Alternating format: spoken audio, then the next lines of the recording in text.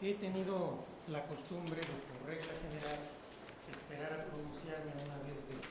que han hablado todos los integrantes del Pleno. Esta es una regla autoimpuesta porque no hay ninguna norma que así lo establezca. El día de hoy haré una excepción a esta regla autoimpuesta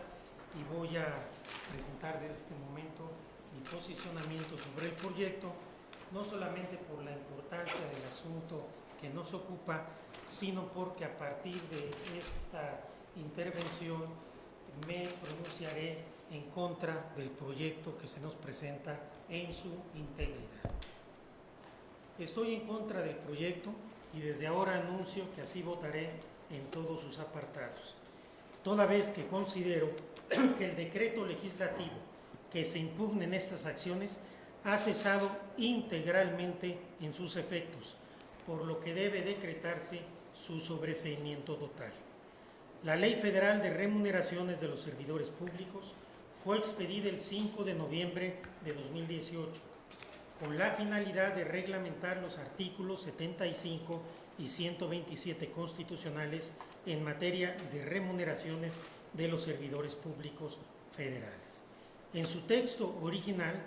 los principios, bases y procedimientos para la determinación y presupuestación de las remuneraciones, los órganos encargados de la vigilancia de la ley, así como los sistemas de control, sanción y de responsabilidad de los servidores públicos. No obstante, el 12 de abril pasado se publicó un decreto en el que se modificaron sustantivamente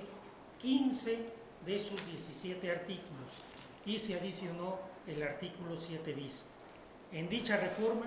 los aspectos fundamentales de la ley sufrieron modificaciones, lo cual alteró la totalidad del sistema normativo previsto en el primer decreto.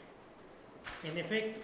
en cuanto a los sujetos obligados, la reforma amplía el concepto de servidor público e incluye a los organismos autónomos, empresas productivas del Estado y cualquier otro ente público federal. Asimismo, se agregaron dos nuevos principios que, al ser interdependientes con los demás, obligan a entender los previstos originalmente de una manera distinta. Por otra parte, la forma en la que se determinan las remuneraciones también sufrió cambios importantes. Se introdujo que el Centro de Estudios de las Finanzas Públicas de la Cámara de Diputados debe emitir una opinión con base en la cual se fijan los montos mínimos y máximos para las remuneraciones de los servidores públicos. Respecto a los órganos encargados de la vigilancia, en el texto original eran las propias entidades y dependencias las que fiscalizaban el cumplimiento de la ley, mientras que ahora tiene esa facultad la Secretaría de la Función Pública, aunque en ambos casos también intervenía la Auditoría Superior de la Federación.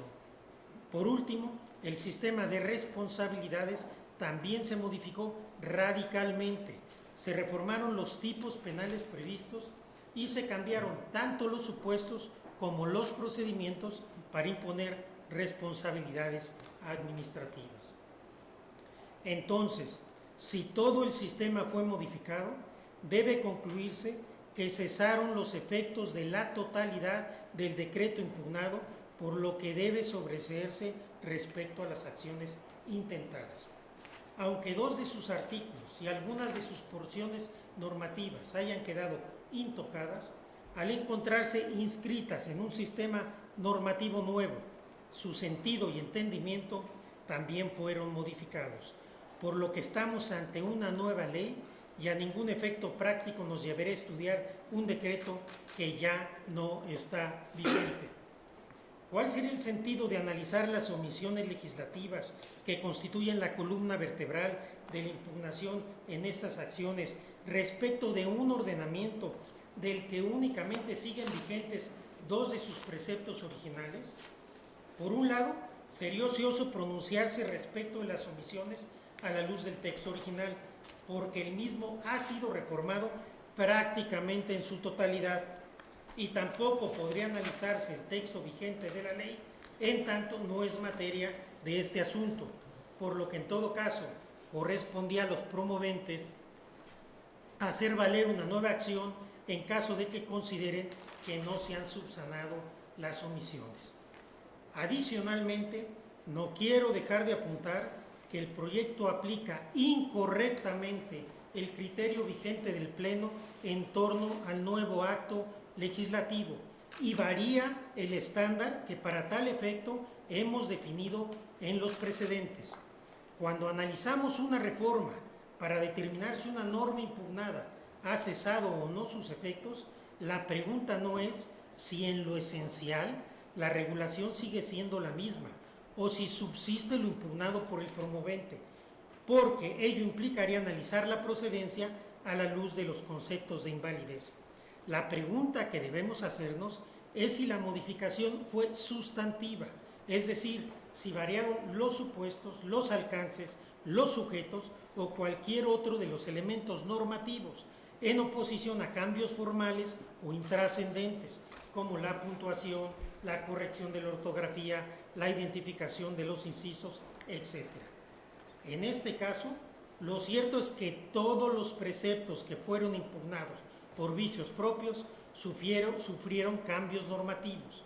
por lo que tendría que sobreseerse respecto de todos ellos. Lo que a su vez pone de relieve lo incoherente de analizar la validez de una ley de la que solo subsisten dos preceptos, el 4 y el 9, ninguno de los cuales, por cierto, se impugna en lo individual. En conclusión, en mi opinión, el decreto publicado el 12 de abril modifica el sistema normativo previsto en el decreto impugnado,